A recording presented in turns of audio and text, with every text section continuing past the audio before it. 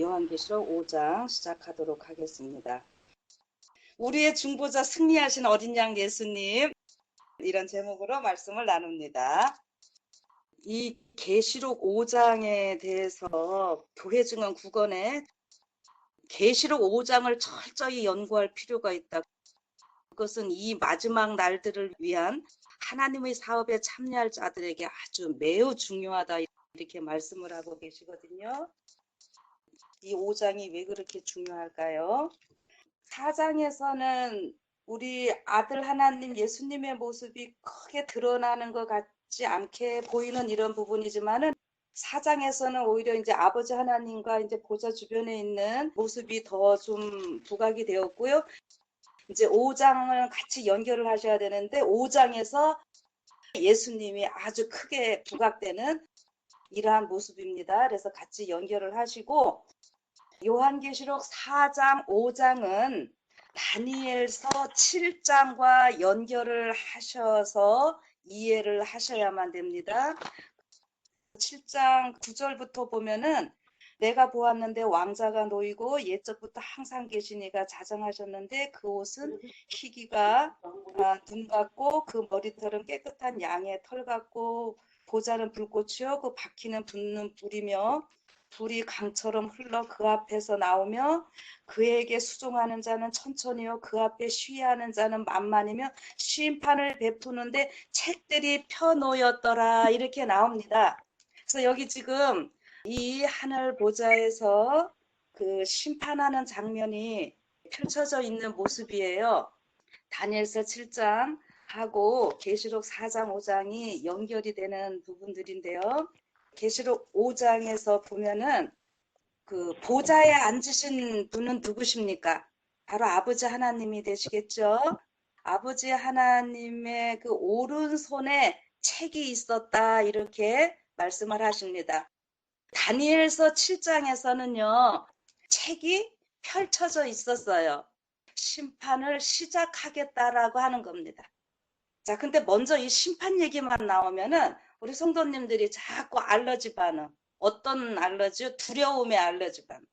여러분, 심판에 대해서는 우리가 어떤 두려운 생각보다는요, 무엇인가를 더 분명하게 해주는 이러한 일들이기 때문에 우리 예수님을 믿는 여러분과 저에게는 이 심판이 복음입니다.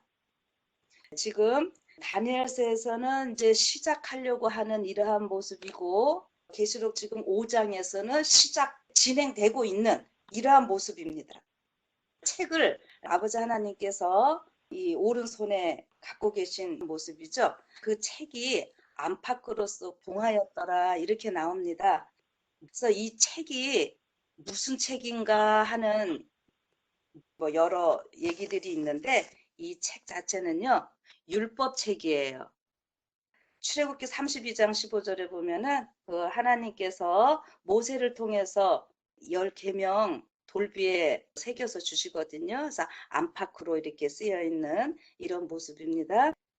그런데 이 책은 다니엘서에서 아까 펼쳐져 있다 그랬잖아요. 책들이 펼쳐져 있다 이러면은 책이 하나가 아니라 여러 개라는 거는 복수로 이렇게 나오니까, 그런데 이 책은요, 바로 여러분과 저를 나타냅니다. 이게 왜 그런가 하면은 고린도 후서 3장 3절에 보면은 이제 하나님의 율법을 어디다 새기십니까? 돌비에 새긴 것이 아니라 유구의 신비, 여러분과 저의 마음에 새기셨다 그랬고요. 옛날 사람들은 이게 무슨 말인지 조금 어렵겠지만은 지금 우리 시대에 유전자 이거 게놈 지도 이거 잘 알고 계시죠? 이게 다 글자라 그랬잖아요. 여러분과 저 자체가 지금 이 책이라고 보시면 되는 거예요. 그래서 여기 우리 모두가 하나님의 손 안에, 여기서 특별히 여기 오른손으로 이렇게 나오고 있는데 오른손은 하나님께서 행하시는 권능을 나타내거든요. 그 하나님의 오른손에 우리 모든 인류의 모습으로 보시면 되겠습니다. 그런데 여기 책이 있고 그다음에 일곱 인이라고 이렇게 되는데 일곱 인으로 이게 봉해져 있거든요. 요거 자체를 지구의 구속사에 관련돼서 모든 인류의 그 구원에 관한 문제들을 지금 말씀해 놓는 모습으로 보시면 되겠습니다. 지금 여기에서 이 책을 오른손에 아버지 하나님께서 갖고 계시는데 책을 펴고 그 인을 떼고 지구 역사 전체적인 것들을 이제 요한이 보기를 원하는 거예요. 그런데 이것을 뗄 사람이 없는 것처럼 보여서 요한이 막 우는 이런 장면이 나오고 있는데 배경을 우리가 알려고 하면은 이스라엘 백성들 결혼식 할 때 보면은 약혼할 때 결혼 계약서를 인으로 봉인을 한다고 합니다. 그런데 마지막에 이제 결혼식 때에 인을 떼는데 그것을 떼는 사람은 누구냐 하면은 신랑만이 그 인을 뗄 자격이 있다고 하는 거죠. 그래서 예수님은 우리의 신랑이시고 여러분과 저는 예수님의 신부로 이렇게 나타내는 거예요. 그래서 여기 이제 인을 떼는 분이 예수님임을 여기서 분명히 이야기를 해주고 있는 거죠. 그래서 예수님이 우리의 신랑 되시기 때문에 그 인을 떼실 수 있는 분인데 그 예수님이 왜 인을 떼실 수 있는가? 유다 지파의 사자라고 하는 표현도 나오고 어린 양이라고도 나오죠. 내 어린 양인데 일찍 죽임을 당한 어린 양이다 이렇게 나오는데 예수님이 어린 양이라고 하는 것은 예수님이 이 구약에 초림하실 때에 우리의 구원주로 오시는 모습이고 이제 그 구원주로 오신 예수님께서 모든 것을 이기시고 승리하시고 이제 이 신약에서는 다시 오실 때 재림하실 때는 심판주로 오시는 거죠. 근데 그 심판주로 오시는데 바로 유다의 사자 왕권을 가지신 분. 그래서 우리가 지금 예수님이 멜기세덱 반차의 대제사장, 왕으로서 하늘 지성소에서 봉사하신다. 이렇게 우리가 지금 말하고 있고 여러분과 저는 그 예수님의 능력을 힘입어서 우리도 다 예수님은 대제사장, 우리는 제사장 이런 신분으로 우리가 지금 살아가고 있다고 하는 거잖아요. 여러분 요 4장 5장 다 연결을 해서 하늘 보좌를 좀 상상을 좀 해보세요. 이 4장 5장에 미리 결론이면서도 어떻게 이 승리하시고 장엄한 모습으로 이 지구 역사를 이끌어 가시는지를 보여주는 것이거든요. 그래서 그렇게 이끌어 가심에 있어서 여러분과 제가 어떤 역할을 하고 있는지를 여기서 말씀하시는 거예요. 자, 그러니까 이제 하늘 보좌를 한번 상상해 보십시다. 아버지 하나님, 여기 보좌가 있고요. 이 보좌 주변에 누가 있는가 하면은 네 생물이 있고 24장로가 있고 그 사이에 누가 계십니까? 예수님이 계시죠. 유다 지파의 사자이신 예수님이 계시는데 여기에 그 어린 양으로도 여기 또 표현을 하셨어요. 아까도 말씀드렸지만은 근데 이 어린 양이 일찍 죽임을 당한 것 같고 7뿔도 있고 7눈도 있고 이 뿔은 특별한 능력과 어떤 권위 이런 것들을 다 나타내는 겁니다. 이 지금 가운데 여기 서 계시는데 우리의 중보자이시고 변호자로서 서 계시면서 우리를 위해서 어떤 역할을 해주시는가? 마귀가 우리를 괴롭히고 힘들게 할 때 우리를 막아주시고 또 이 뿔은 방어도 하지만은 또 공격도 합니다. 친히 예수님께서 마귀를 물리치시고 이렇게 하시는 모습을 여기서 다 같이 포함시켜 놓고 있다고 하는 것입니다.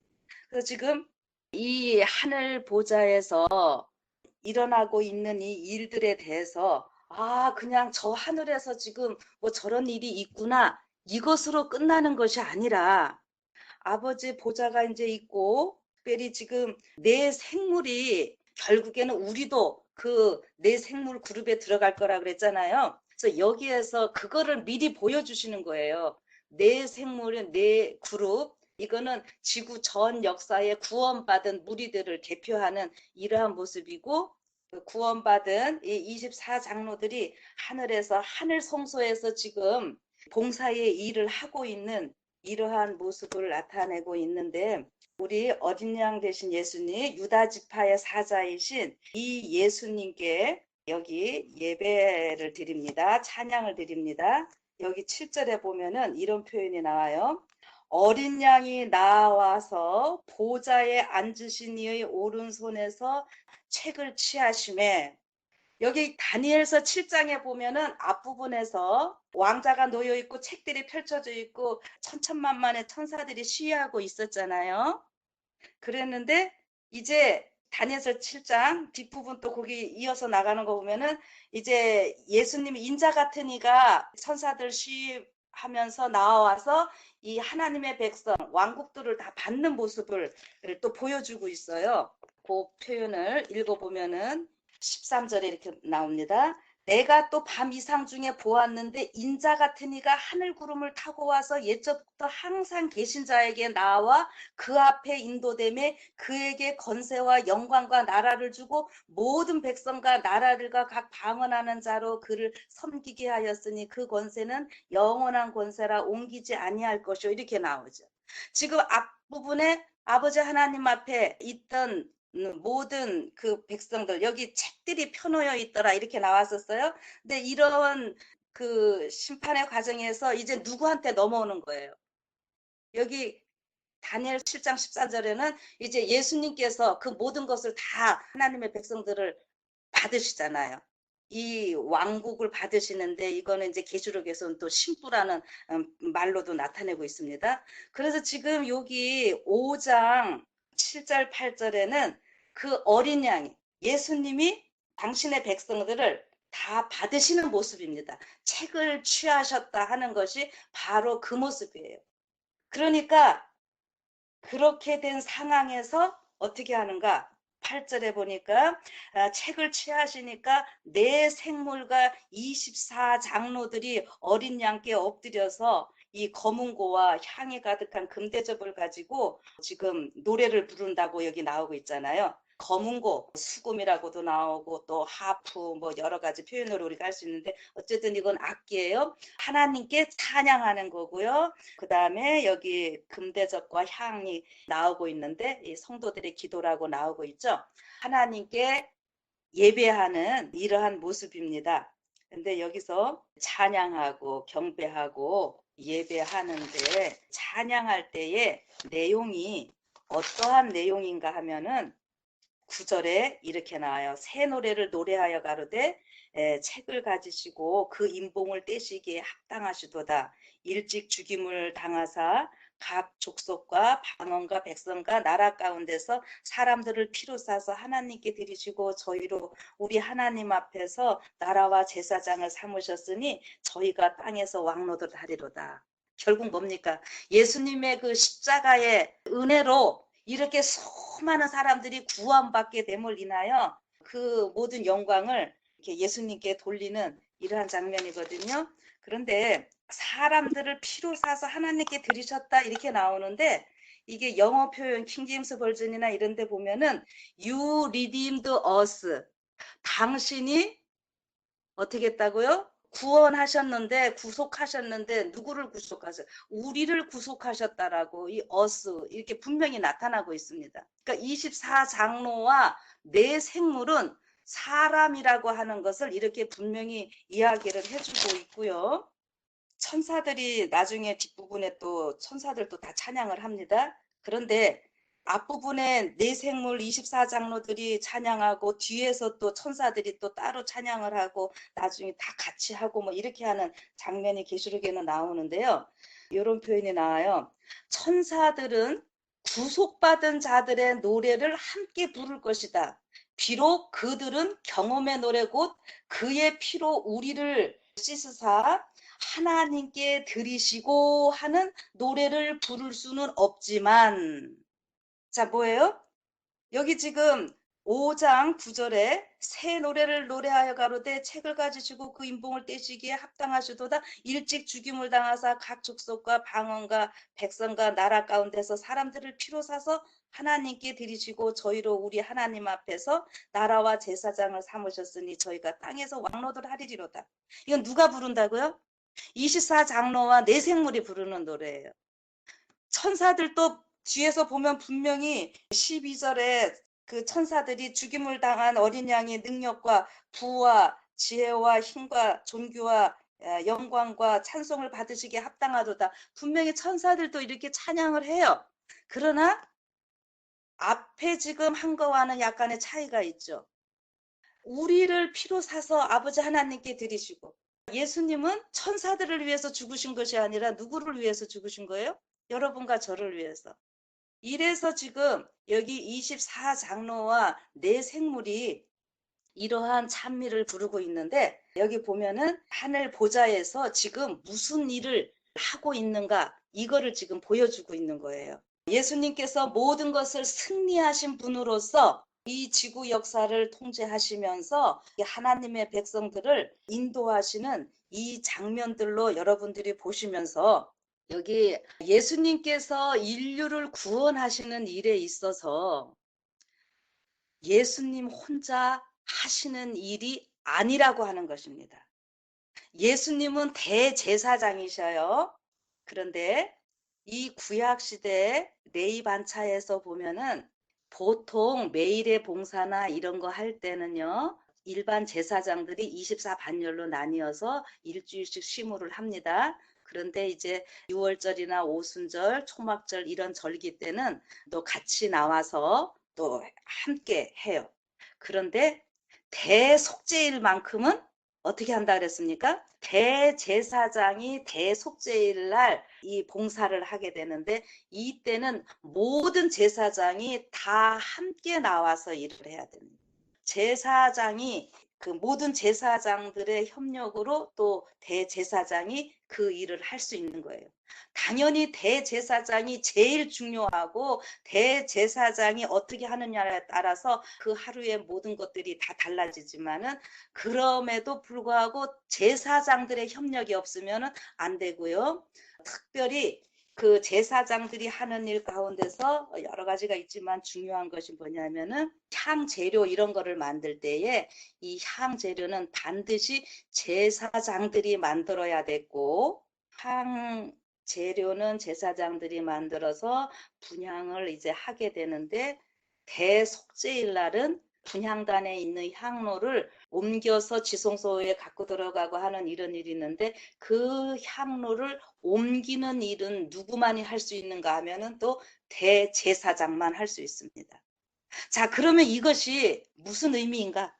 지금 여기에서도 보니까는 24장로들이 검은고를 가지고 찬양하면서 여기 향대서 갖고 있는 것을 나타내고 있죠.